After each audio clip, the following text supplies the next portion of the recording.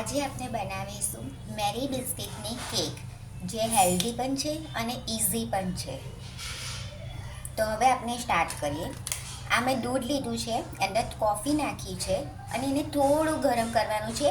આપણે આંગળી ડીપ થઈ શકે એટલું ગરમ કરવાનું છે. હવે આ મેરી બિસ્કિટ છે અને બટર પેપર મારા ખલાસ થઈ ગયા છે, એટલે મેં કોઈ પણ એક પ્લાસ્ટિક બેગ લીધી છે. આ મેરી બિસ્કિટને કોફી મિક્સરમાં ડીપ કરી બસ 1 and 2 ટાઈમ્સ પલટીને આ રીતે મૂકવાનો છે. એવી જ રીતે એની પર બીજી બિસ્કિટ મૂકીશું.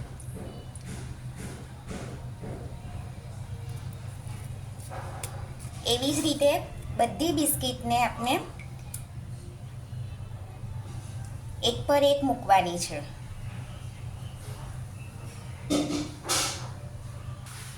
આપણે એક પર એક ચોળ કરી દીધી છે બિસ્કિટને.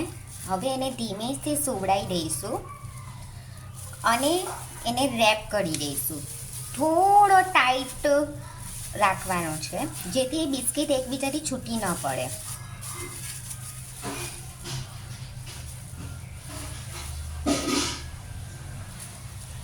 આ રીતનો રોલ વાળી દો બટર પેપરમાં. હવે એ આપણે જે રોલ કરીને મૂક્યું છે તેને ફ્રીઝરમાં 24 કલાક માટે મૂકવાનું છે. ઓલરેડી એક મેં રેડી રાખ્યું છે. તમારે બટર પેપરમાં જ રેપ કરવાનું રહેશે. ઓકે, આ રીતને આખો બિસ્કિટનું રેડી રહેશે. એક પર એક આપણે બિસ્કિટ મૂકી છે કોફીમાં ડીપ કરીને, એટલે આ રીતના એકબીજાથી જોઈન્ટ રહેશે અને આવી રીતે એક પર એક લેયર થઈ જશે. હવે આપણે એની ઉપર સફેદ માખણ, કોકો પાવડર અને આઈસિંગ સુગર 3 વસ્તુ મિક્સ કરીને ક્રીમ બનાવીને એની ઉપર લેયર કરીશું.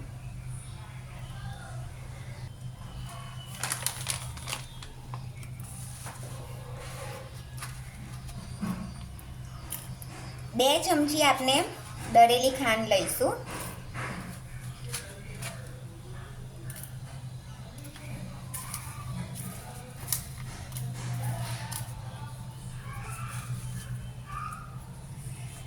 બે ચમચી કડવો કોકો લઈશું.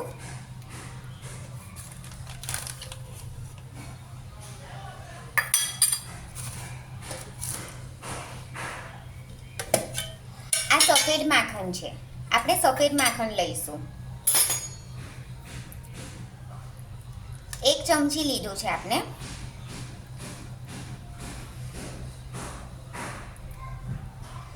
થોડું આપણે એડ કરીએ.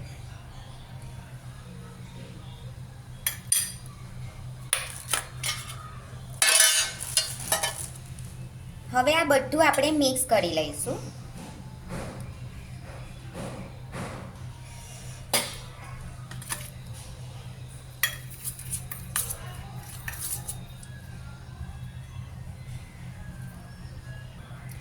રેડી છે આપનું સફેદ માખણ, કડવો કોકો અને આઈસિંગ સુગર મિક્સ થઈ ગયું છે. હવે આપણે આ બિસ્કિટ રેપર પર નાઇફથી કાં તો તમારી ફિંગરથી લેયર કરવાનું છે. બધી બાજુ કોટિંગ થાય એવી રીતે લેયર કરશું. પહેલાં નીચેની બાજુ કોટિંગ કરી દઈશું.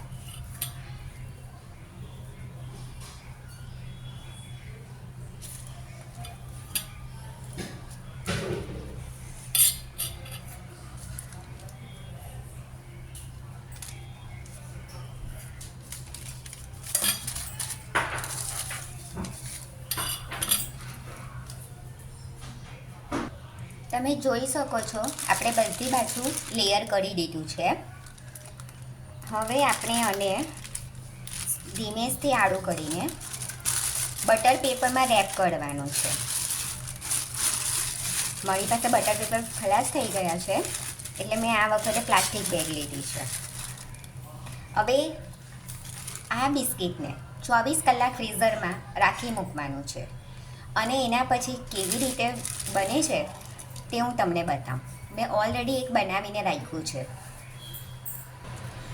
જોઈ શકો છો આ રીતનું 24 કલાક ફ્રીઝરમાં મૂકવાથી આ રીતનું થઈ જશે. ઓલરેડી મેં થોડું કટ કરેલું છે એટલે અંદરનું પણ તમને લેયર દેખાઈ શકે. હવે આ બિસ્કિટને તમારે સ્લેન્ટિંગમાં જ કટ કરવાની રહેશે. હું તમને એક કટ કરીને બતાવું.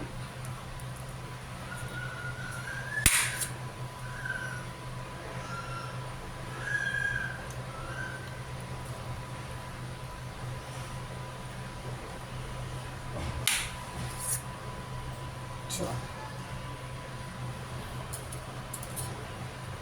રેડી છે આપની મેરી બિસ્કિટની કેક, જે છોકરાઓ માટે ખૂબ હેલ્ધી છે અને ઇઝીલી બની જાય છે.